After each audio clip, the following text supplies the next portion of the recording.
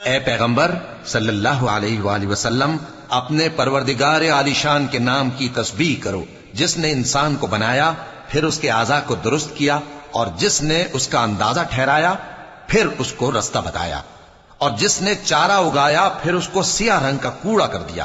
اے نبی صلی اللہ علیہ وآلہ وسلم، ہم تمہیں پڑھا دیں گے پھر تم فراموش نہ کرو گے، مگر جو اللہ چاہے۔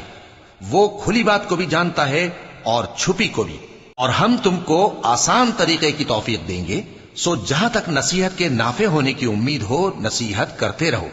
جو خوف رکھتا ہے وہ تو نصیحت حاصل کرے گا، اور بے خوف بدبخت اس سے کترائے گا۔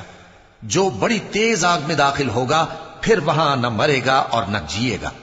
بے شک وہ مراد کو پہنچ گیا جو پاک ہوا اور اپنے پروردگار کا نام لیتا رہا اور نماز پڑھتا رہا۔ بات یہ ہے کہ تم لوگ تو دنیا کی زندگی کو ترجیح دیتے ہو، حالانکہ آخرت بہت بہتر اور ہمیشہ باقی رہنے والی ہے۔ یہی بات پہلے صحیفوں میں بھی درج ہے، یعنی ابراہیم اور موسیٰ کے صحیفوں میں۔